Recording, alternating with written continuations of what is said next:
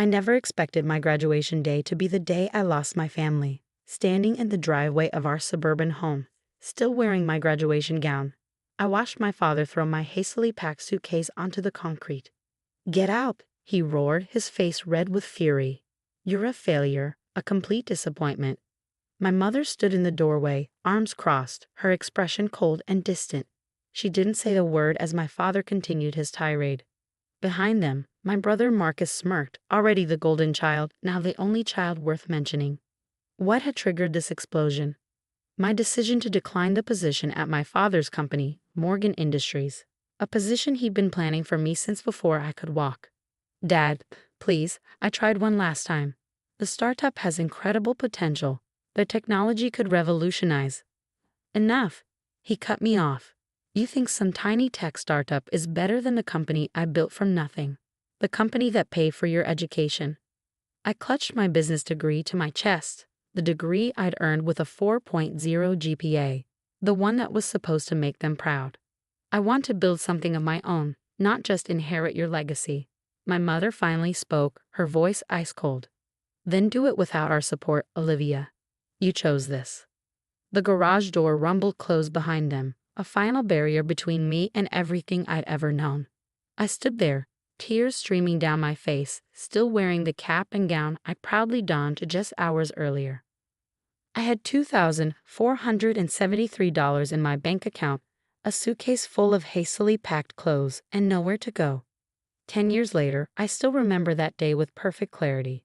Not because it broke me, but because it made me. That evening, as I sat in a cheap motel room, I made a promise to myself.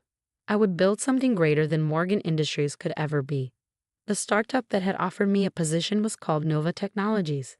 They were developing revolutionary AI-driven software for business analytics. My father had dismissed them as insignificant, but I saw their potential. I called the CEO that night. "Mr. Chen, is that junior analyst position still available?" "Of course, Olivia. When can you start?" "Tomorrow." I worked 16-hour days, 7 days a week. While my family probably imagined me struggling and regretting my decision, I was thriving. Nova's technology was groundbreaking, and I understood its potential better than anyone. Within 6 months, I was leading my own team. By the end of the first year, I had developed a client acquisition strategy that tripled our revenue. The CEO noticed. "Olivia," he called me into his office one day.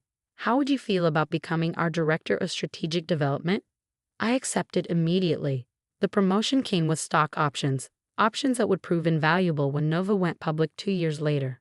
My initial shares were worth $2.1 million after the IPO. But I wasn't satisfied.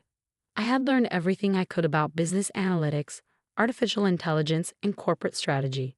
More importantly, I had built a network of contacts throughout the industry. It was time for the next step. I founded Phoenix Analytics when I was 26, 4 years after being thrown out of my parents' house. The name was deliberate, rising from the ashes of my old life. We specialize in corporate turnarounds and strategic acquisitions, using AI technology far more advanced than anything Morgan Industries had access to. My first major client was a mid-sized tech company on the verge of bankruptcy. Using our proprietary analytics software, we identified inefficiencies, restructured their operations, and turned them profitable within 8 months. Word spread quickly. By year 3, Phoenix Analytics had offices in New York, London, and Singapore. Our client list included Fortune 500 companies, and our success rate was unprecedented. I had built something revolutionary, exactly as I promised myself that night in the motel.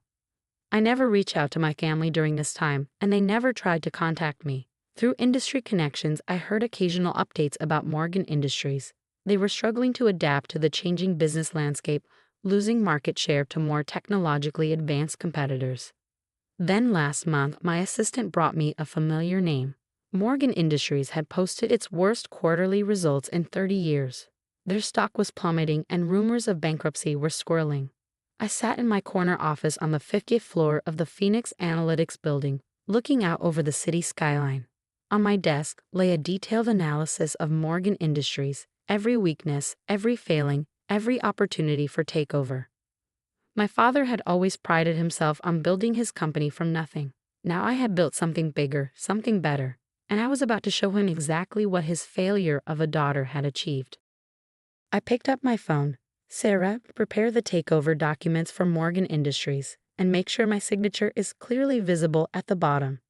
10 years after being thrown out with nothing but a suitcase and a degree, I was about to become the owner of my father's precious company. But this was just the beginning. The real story would start when they opened that takeover notice and saw my name. The look on their faces would be priceless. The morning the takeover notice was delivered to Morgan Industries, I watched the security feed from my office. The courier handed the envelope to my father's assistant, who immediately carried it into the executive suite. My heart pounded as I observed my father open it, his expression changing from confusion to shock to pure rage. Through the camera feed, I saw him grab his phone, hands shaking. Seconds later, my private line rang. "What is the meaning of this?" His voice trembled with barely contained fury. "Hello, Dad," I said calmly. "I see you received the notice. Phoenix Analytics. You're behind Phoenix Analytics." The disbelief in his voice was almost comical. "Founder and CEO," I confirmed. "Would you like to discuss the terms of the takeover in person?" Silence filled the line. "Then be here in an hour." "No," I replied firmly. "My office, 2 p.m. Bring Mom and Marcus, they should hear this too." Before he could protest, I added, "Unless you prefer I proceed with an immediate hostile takeover." I hung up, savoring the moment. 10 years ago, he'd thrown me out of his house. Today, he would come to my office on my terms. At exactly 2 p.m., my assistant's voice came through the intercom. "Your family is here, Ms. Morgan. Send them in." The door opened and they filed in. My father first, then my mother, and finally Marcus. They looked older, worn down by years of watching their company decline. My mother's perfectly maintained appearance couldn't hide the stress lines around her eyes. Marcus had lost his smirk, replaced by a look of barely concealed panic. "Please sit."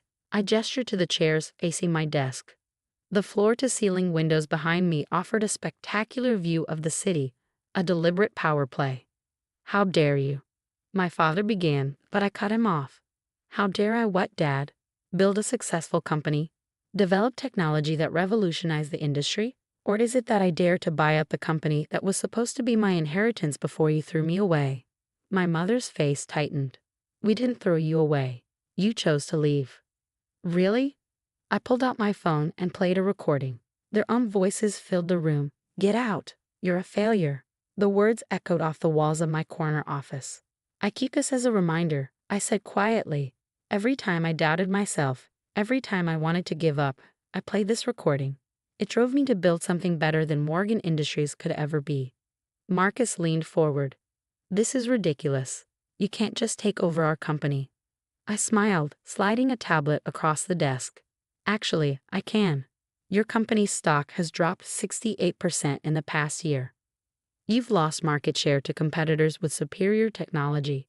Your board of directors has already approved the takeover. They know it's the only way to save the company from complete collapse." My father's face had turned an alarming shade of red. "We don't need saving, especially not from you. Your quarterly reports say otherwise." I pulled up a holographic display showing their financial decline. "Your AI systems are outdated. Your analytics are years behind the competition. The only reason you haven't gone bankrupt is because of your existing contracts, which are expiring soon." I stood up, walking to the window. "Phoenix Analytics has developed technology that could transform Morgan Industries. We could save thousands of jobs, restore the company's reputation, and make it a market leader again." "And what do you want in return?" my mother asked, her voice sharp. I turned back to face them. "Nothing. I don't want anything from you. This isn't about revenge, it's about business. Phoenix Analytics needs a stronger presence in your market sector, and Morgan Industries needs our technology to survive. It's that simple." "Simple?" My father stood up, his hands clenched into fists. "You destroy everything I built, and you call it simple." "I'm saving everything you built," I corrected him. "The only thing being destroyed is your ego."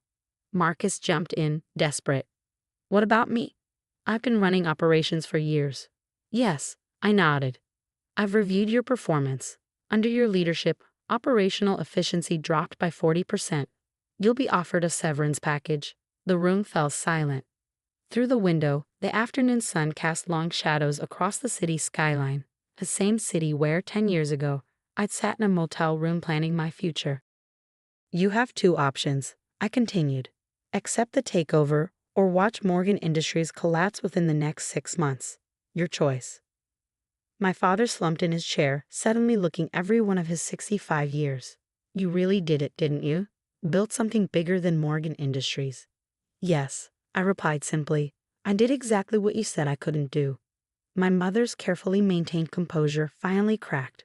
We were wrong, she whispered. We were so wrong about you. Yes, you were. I pressed a button on my desk, and my assistant entered with a stack of documents. The papers need to be signed today. Once they're complete, Morgan Industries will become a subsidiary of Phoenix Analytics. We'll begin implementing our new systems immediately. As they signed the papers, I remembered the young woman in a graduation gown, standing in a driveway with nothing but a suitcase and a dream. She had promised herself she would succeed, and she had kept that promise. My father paused before signing the final page. For what it's worth, he said quietly, I'm proud of you. Not because you beat me, but because you proved me wrong.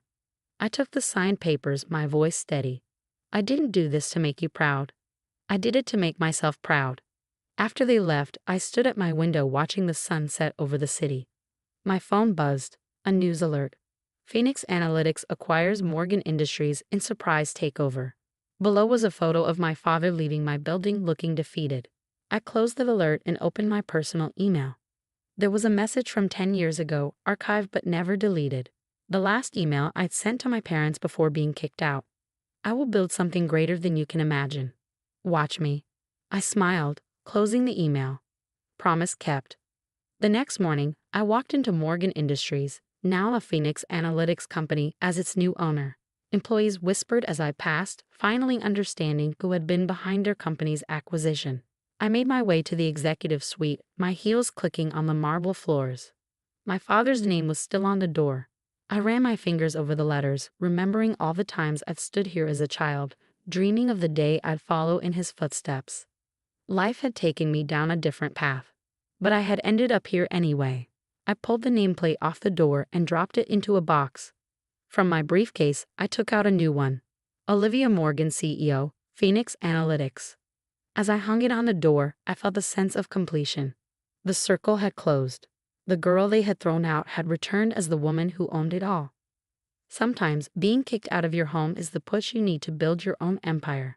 And sometimes, the best revenge isn't revenge at all. It's success. I opened the door to my new office and stepped inside. Time to get to work.